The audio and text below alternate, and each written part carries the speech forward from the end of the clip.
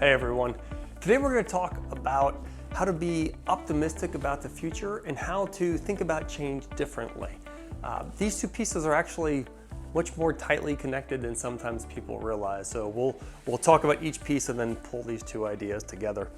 This is really important, especially now. There's so many things going on in the world, and while sometimes it's easy to say, you'll even hear people say things like, man, it's never been this crazy, or there's never been this much stuff going on. Oftentimes, if we stop and really think about it, we've had similar situations, they've just been in slightly different ways. So let's jump in. The first thing to remember is that oftentimes we are surprised when something new shows up. And here's how I like to think about that. When we think about the past and we say, oh, it's kind of like the stock market, we have good days and bad days and these things happen, and then we get to here, and this is now. And a lot of times people, if you ask them, well, sure, if you ask them, what's been happening for you in the past few months or even the past few years, yeah, they'll describe, well, we had some great days, we had these things happen, and we had some days that were pretty cruddy and we weren't really thrilled with that. And of course, we had plenty of in-between days. Awesome. And if you ask them, well, what does the future look like? They'll probably define something, well, once we get this thing done, or now that we're here, it's probably going to look like this. Sure, there'll be some ups and downs. It probably won't be quite as severe as it was in the past. That doesn't make any sense at all. and here's how we can think about this differently. We've had these situations in the past because when we were at this point, we didn't know this thing was coming. We were at this point, we didn't know this thing was coming. So it's a reminder that we don't know exactly what's coming. Here's what we can count on. We can count on there being some things that are setbacks. And you can probably pretty clearly for yourself, or especially if you talk to other people, they can probably pretty clearly identify, oh yeah, that was thing X or thing Y or thing Z. And man, that was not any fun at all. Alternately, if you ask them, well, what went really, really well? They can probably easily say, oh, that was A and B and C was okay and D was really good. And they're going to remember those pretty clearly. What's going to happen in the future is more of both and everything in between, just in different ways. Here's a way to think about that. Well, maybe it was, oh, my dog got sick, or my brother got COVID, or whatever, or I got COVID, whatever it was, and that stung. That was no good. Well, in the future, it might be something different. What's important about this is not that we're being pessimistic about the future, we're being realistic about the future. And it's an important way to thread the difference between overly positive and things are going to be great and rosy. And oftentimes if we adopt that attitude, a couple things happen. One, other people are going to think, man, you're out of friggin' touch. Like you've been missing what's really been happening. The other thing that can happen is we're going to have that much harder of a reality check when something does happen and it's not great and it does come down here where we're thinking this stinks. So it's important that we're hopeful about future conditions. That can be good.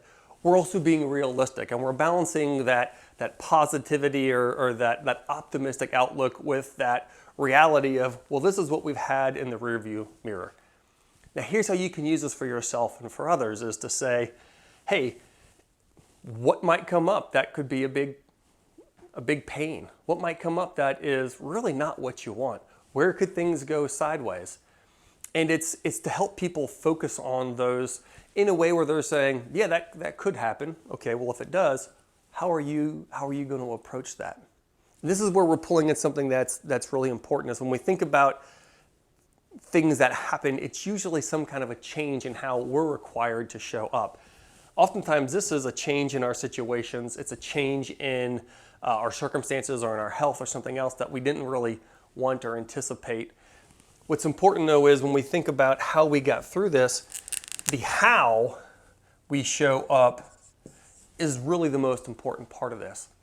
So for the future, it's important that if you say to folks, we're planning ahead and we could see this thing happening or this thing happening or that thing happening, okay, well, how do we want to respond in terms of what we're going to do? And here's a really specific way to jump into that. Let's say your team has some kind of a business problem, right? It doesn't matter. We'll just call it a business problem. We'll leave the specifics out. What you get to do is to decide, how do we want to show up and address this problem? And you might say, well, what do we control? Well, we control ourselves. That's it. I don't control you. You don't control other people around you. You don't even control people who work for you. You influence them. You don't really control them. So what you get to do is to say, you know, what's going to work best for us to solve this problem is for us to be open, for us to be asking questions and learning about the problem, to be inquiring with our teammates who have perhaps gone through this kind of a thing before, to get input from different sources, to step back from this problem and look at it from different angles. That's what we can decide to do. That's what we control. So now we're going to put these two ideas together, because now you're realizing, oh, this is how we can show up. Well, now you get to say, how do we want to apply this in the future? Now you can have confidence in the future, not being sure what's going to happen, being pretty sure that there's going to be some things that you don't like, some things that you do like from an environmental perspective. And most importantly, you can be confident and optimistic, not in what's going to happen, in how you and your team members are going to show up. This is the part that's so incredibly powerful, and this is where you've probably seen people who seem like they simply just aren't affected, or it doesn't bother them when other things happen. And that can be because they have their confidence in themselves. They're putting their confidence in what they can control. That's the part that's so critical. I've seen this when I've worked in the military, with, especially when I got out and then was working with a lot of the special operations groups. The confidence there was exceptionally high. Not because they said, we're going to control everything that happens on future missions. Their confidence was high because they said, we can control how we show up, how we work as a team, how we communicate, how we support each other and listen to what each other is saying and trust each other. Those are all choices. Those are all choices that they got to bring with them into situations. So what I'll challenge you to do is that as you think about the future, to do two things. One is be realistic, expect there to be some challenges. That helps you and your team members prepare for that, so that you're not surprised when that thing happens. And to put your confidence and your trust in you and your team members and how you all will work through problems. Remember, problems and these challenges at work, they're going to continue to come up again and again and again, and in different ways. What's awesome is we all get to choose, okay, how do we want to show up as a team to face those challenges together, using our collective wisdom, using the pool of resources that we have, because those are choices that you're 100% in control of. So I hope that this video helps you guys think differently about the future, to think differently about being overly optimistic versus pessimistic, and striking that realistic middle ground, and using history as an example to remember that, yeah, we're going to continue to face new challenges of some kind in the future, while also putting your faith, your confidence, and that hope into the thing you can control, which is how you all show up.